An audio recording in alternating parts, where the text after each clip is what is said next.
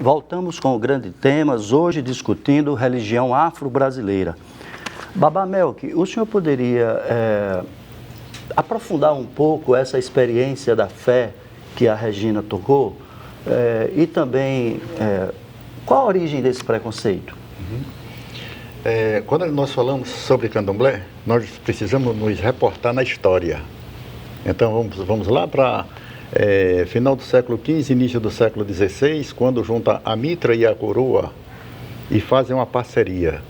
Quando alguns papas, eles autorizam o governo de Portugal a invadir, pilhar, roubar, matar, escravizar todos os povos gentios, que no caso seria na época seria os africanos, porque interessava a mão de obra escrava para as suas descobertas, para a colonização.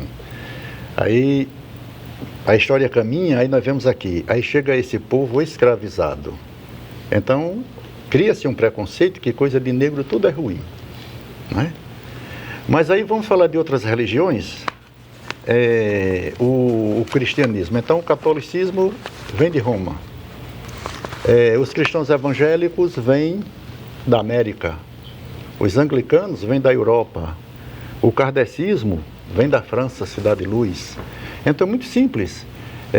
Veja o perfil das religiões que vêm desses países de primeiro mundo. Diz, não, eu sou evangélico, eu sou kardecista. Mas quando diz assim, sou de candomblé, aí diz, isso é feitiçaria? É bruxaria? Aí no candomblé diz assim, Kociobá Canfio Olorum, não há outro rei senão Deus, Olorum, Senhor do céu. Essa questão desse preconceito, ele é fomentado através de gerações, porque ele começa em casa, se cria na escola e atua na rua.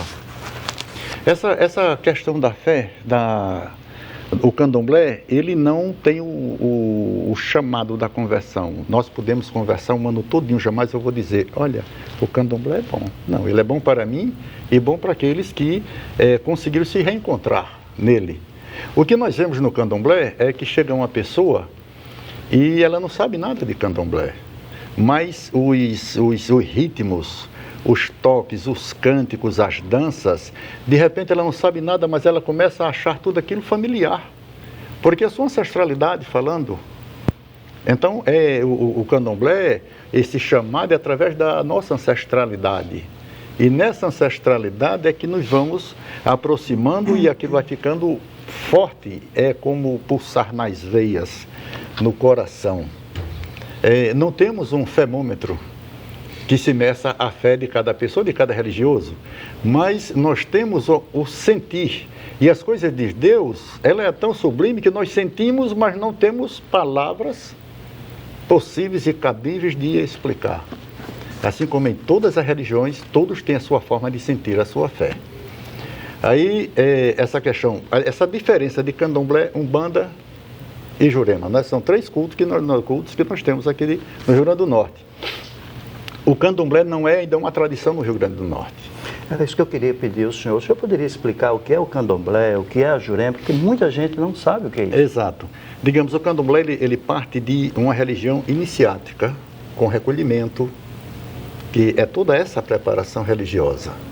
Então, é uma religião que ela é trazida da África e adaptada no Brasil, porque candomblé só existe no Brasil, que vem segundo dizem, que vem até de uma palavra banto, candombe, quer dizer, alegria, brincadeira, como a gente fala, xirê. Xirê é um momento de alegria em que as pessoas se soltam para as suas divindades, se soltam para Deus, assim como o rei Davi cantava, tocava e dançava, diz assim, quando nós adoramos Deus cantando, estamos adorando duas vezes. Quando a gente canta e dança, estamos adorando três, né? Então, o candomblé, ele parte desse princípio que ele é de origem africana. A Umbanda, ela é afro-brasileira, porque a Umbanda, ela surge aqui no Brasil. Que oficialmente, através do Zé de Fernandino de Moraes, lá em São Gonçalo, no Rio de Janeiro, em 1908, quando uma divergência com o kardecismo ortodoxo. Então quando o caboclo Sete Estradas vem e diz que vai fundar 7 casas, 7 templos nas 7 colinas do Rio de Janeiro, e dá-se o dia em que ele funda essas 7 tendas. E dali ela se propaga com muita rapidez no Brasil. Quando ela chega aqui no Nordeste, ela encontra o culto da Jurema. Porque o culto da Jurema é um culto nordestino, mas só que é um culto completo. De pessoas simples, daquelas pessoas que curavam, benziam, que conheciam as ervas, que passavam remédios. Quando não existia o posto de saúde, o médico não era tão fácil assim. Então, essas pessoas eram quem cuidavam dos necessitados, dos doentes, aquelas pessoas que moravam sempre num lugar mais ermo para que tivesse a condição de trabalhar essas ervas. Então aí onde nasce a Jurema. Então nós temos a Jurema mais famosa que nós temos hoje no Brasil é a Jurema de Alhandra, na Paraíba. Mas só que o primeiro mártir da Jurema foi aqui no Rio Grande do Norte. Se não estou enganado, do século XVIII, o índio José Fulano de Tal, que foi acusado de ter participado em um adjunto de Jurema. E foi condenado. E se não me falha a memória, ali na igreja do Rosário dos Pretos, né? Que foi ali a sentença. Né? Então, a Jurema, ela é o nosso culto mais antigo, porque ela vem o quê? Ela tem a sua formação indígena. Quando chega o europeu, aqueles rezadores, os deportados, então eles chegam aqui, aí junta esse conhecimento da Jurema. O povo banto que chegou primeiro aqui no Brasil também tem essa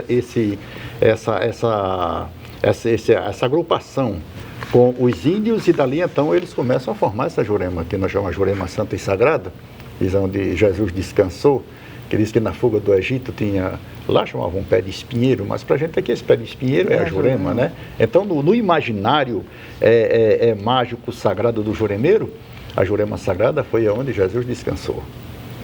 Aí na Jurema diz assim, faze o bem, não olhas a quem. A Umbanda diz, não desejes a ti aquilo que não queres para o próximo. O cristianismo, ama a Deus sobre todas as coisas, é o próximo como a ti mesmo. No Candomblé já diz, só o respeito para Deus quando há o respeito pelas pessoas. Então nós vemos que esse caminho religioso é o caminho que nos une a um só Deus. Com várias formas de se falar, de se louvar, diante dessa sacralização de pensamentos, de corações e de ações.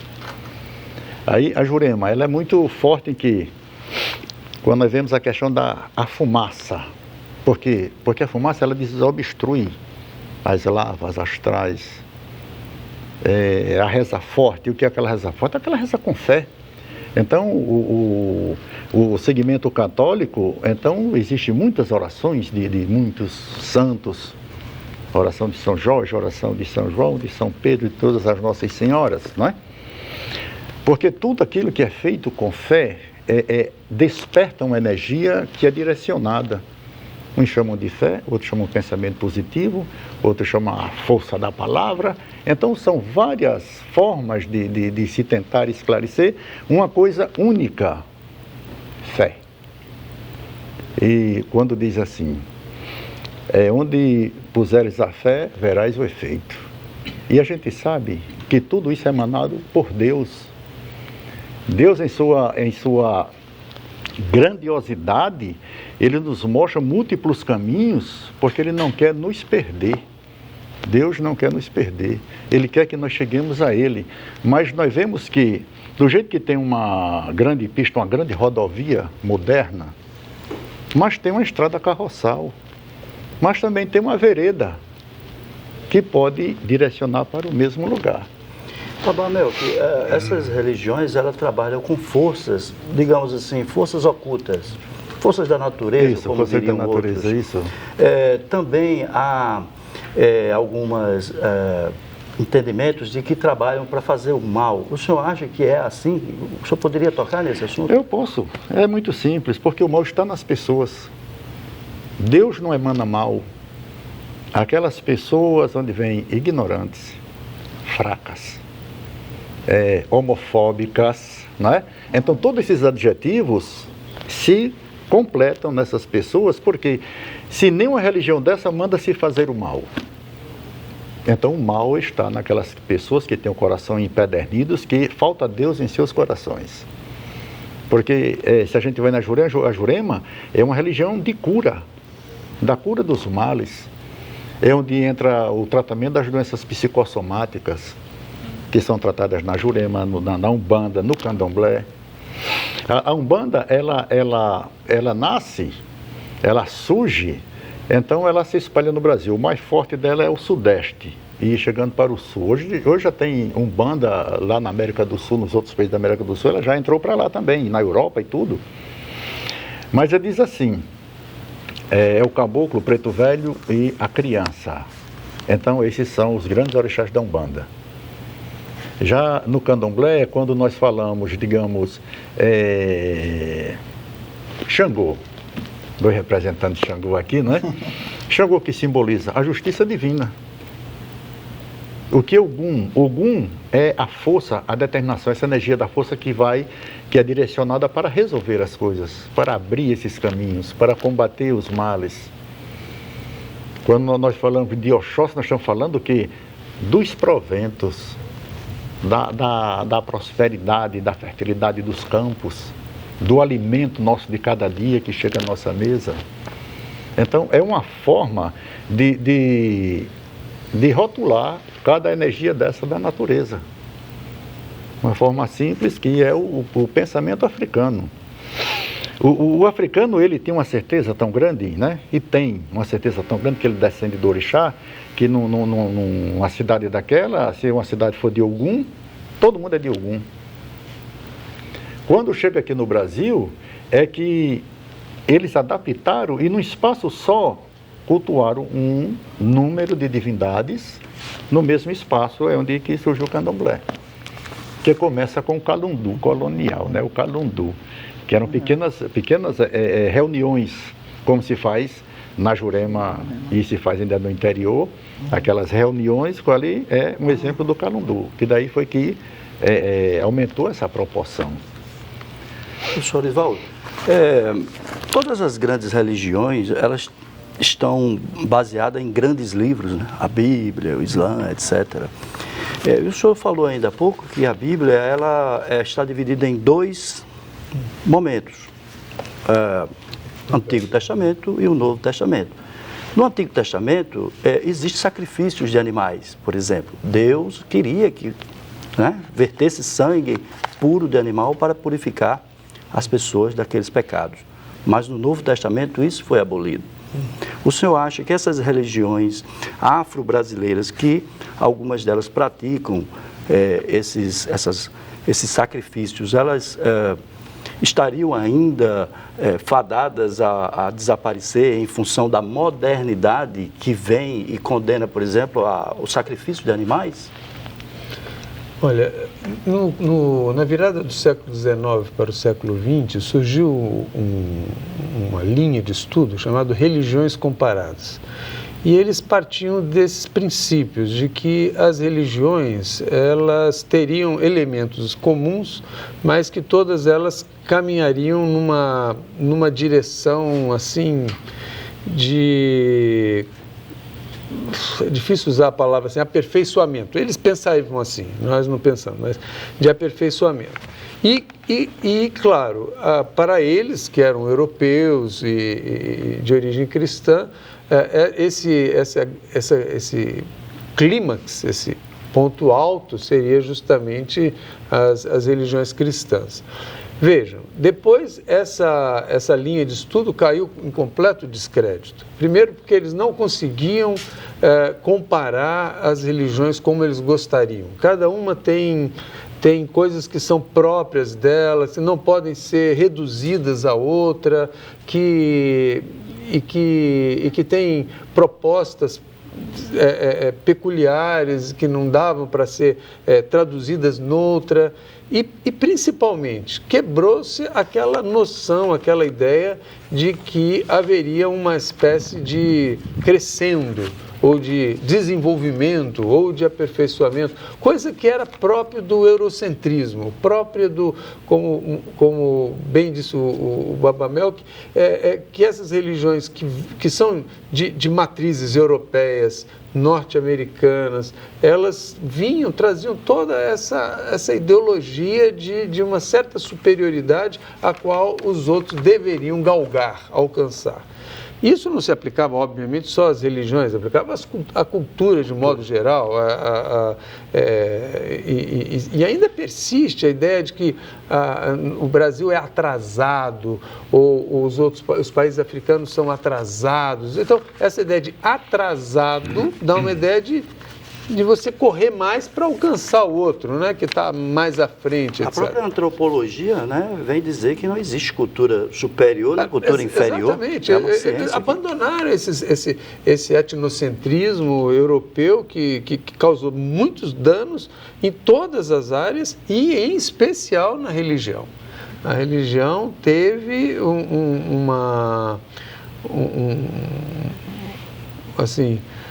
prejuízos enormes por conta disso daí, porque havia toda uma tendência de você querer converter o outro, porque a conversão do outro não era só uma conversão religiosa, era uma conversão ideológica, política, em que você aderia a um outro projeto político, a um outro... você falava de maneira precisa sobre a questão de... caso de polícia. Tem um livro muito interessante, recente, de um pensador chamado Rancière, que ele diz assim, que um grupo pode ser um caso de polícia ou um caso de política. Se você não transforma as suas questões numa questão política, ou você não coloca isso diante de uma discussão pública, você está fadado a ficar restrito a um caso de polícia. Então, nós temos que politizar essas questões, mas não essa politização de maioria, essa politização de querer, mas de colocar todos esses atores com voz nesse grande parlamento político da democracia, onde todos pudessem colocar e trazer para o bem comum, para a sociedade como um todo, aquilo que ela tem de bom, e que pode ser passado para os outros na medida em que eles conseguem falar, naquilo que eles conseguem dizer, como um programa como esse, é um marco, eu diria que um marco político, jornalístico, de todos, porque é a oportunidade que se tem de trazer para todos aquilo que está restrito a um grupo, mas que não é só deles.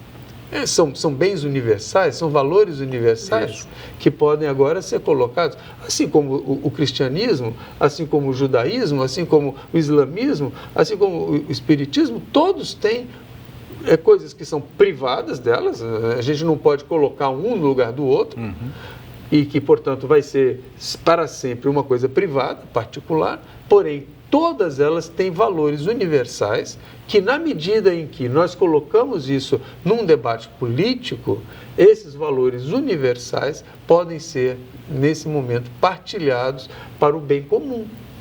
Esse que seria o grande projeto. Se nós vemos hoje coisas acontecendo, como essas perseguições, etc., é falta de politização, de democratização das diferenças, em que todos aqueles que têm posições que não são majoritárias tenham condições de falar. Isso não se aplica só às religiões, se aplica à questão da sexualidade, se aplica à questão do trabalho e N fatores, né?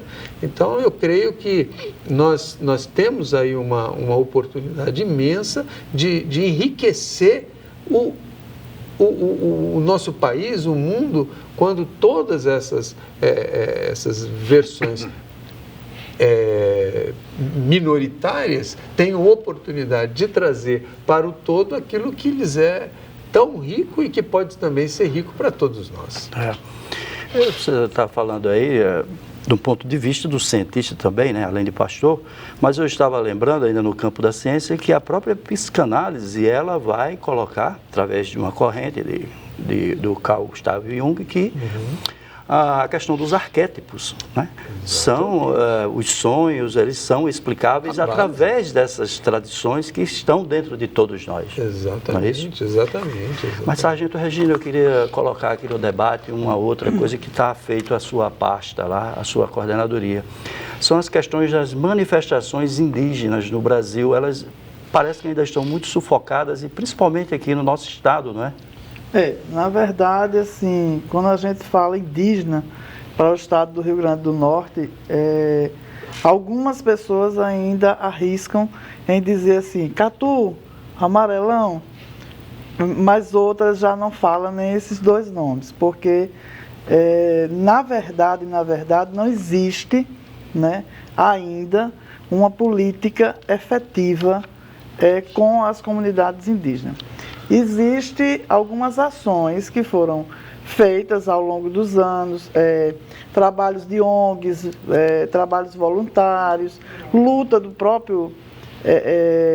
da própria comunidade indígena, e aí se destacam aquelas comunidades que lutaram, né, supostamente mais, no caso o Catu e o Amarelão, que já tem uma certa aproximação com a questão da cidadania.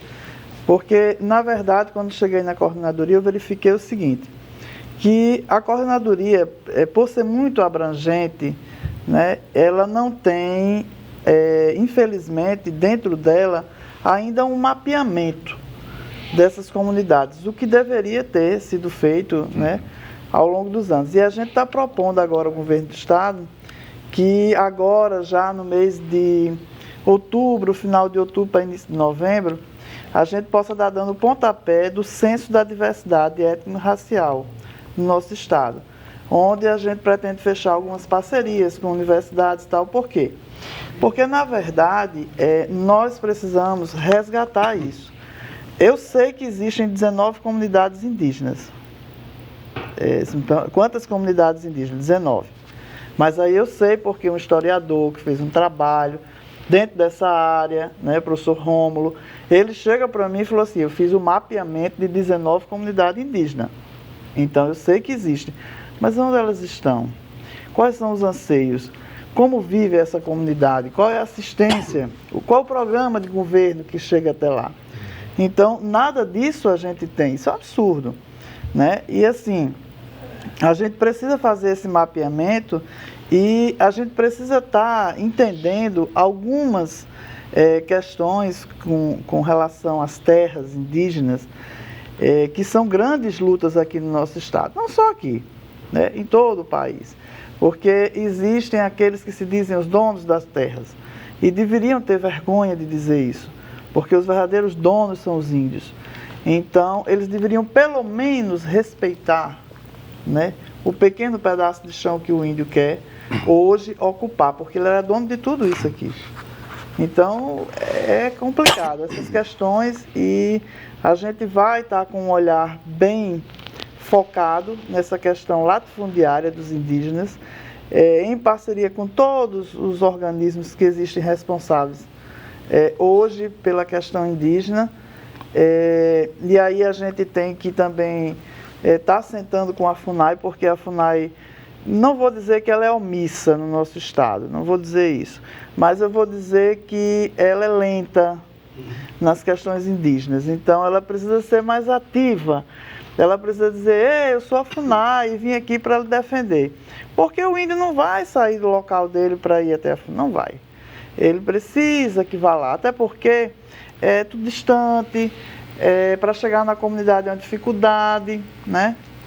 E aí a gente tem uma série de questões, o povo cigano também está vivendo nessa realidade dentro do estado, são vários ranchos ciganos. Nós precisamos estar levando cidadania para eles, né? Nós precisamos estar levando a questão da saúde, palestras, porque as mulheres, né, as mulheres ciganas, elas têm pouco acesso à questão, né, de serviços essenciais, como um preventivo, um autoexame de mama, muitos não sabem. Então, assim, nós precisamos estar tendo essa visão, estar chegando, estar dialogando, né, conversando. E quando a gente percebe esse leque da diversidade, são todos iguais. Então, assim, você não tem como dizer assim, o índio sofre mais que o povo de terreiro. Não, o cigano sofre mais. Não, sofremos por igual. Porque a gente sofre esse preconceito, essa discriminação. E essa discriminação e esse preconceito, ele é amplo. Me parece que quando o indivíduo ele não gosta de um determinado segmento, ele não gosta de nenhum outro que identifique-se com aquele segmento. Então ele sai dizendo assim, eu odeio tudo e todos, né? Então a gente tem que trabalhar muito fortemente nisso. O próprio evangélico também sofre preconceito, né? Sofre, com certeza. Tem seus templos também invadidos, né? Tem a questão também de um pouco de rivalidade, né? Eles sofrem muito com isso. Mas, assim, a diferença que eu vejo é que no caso da nossa religião afro-brasileira e ameríndia, esse ameríndia vem da Jurema, né? No nosso caso específico, é porque as questões, quando elas chegam, eu vejo requinte de crueldade, né? E isso é o que diferencia o crime homofóbico. Outro dia um amigo meu chegou e falou assim, Regina, porque todo dia morre gente, mas só vê você se pronunciar nas redes quando é com um gay, com a lésbica, com uma pessoa de terreiro, aí você no instante se pronuncia. Eu digo, opa, peraí, calma. Né? Enquanto defensor ativista de direitos humanos, eu defendo a vida. Agora, pare e perceba o que é um crime homofóbico. Né? Um elemento ele pode dar 10 facadas numa pessoa. Eu tenho 19 anos de polícia, então falo isso com propriedade. O elemento vai dar 19 facadas aqui numa pessoa, mas o elemento homofóbico, ele vai dar 19 facadas naquela pessoa com a homofobia dele, acrescentada a seu instinto perverso. Ele vai não apenas dar a facada, ele vai querer esmagar o cérebro dele, ele vai introduzir objetos no ânus dele para provar que ele morreu porque ele era um gay e aquele homem que matou ele era macho, por isso que fez aquilo. Então, assim, corta um órgão genital, bota na boca. Então, isso chama-se requintes de crueldade, né? É uma mente perversa, uma mente doentia. E essa mente, ela está aí. Está aí. Ela está aí. Né? Sargento Regina, vamos para o nosso intervalo. Daqui a pouco nós voltamos.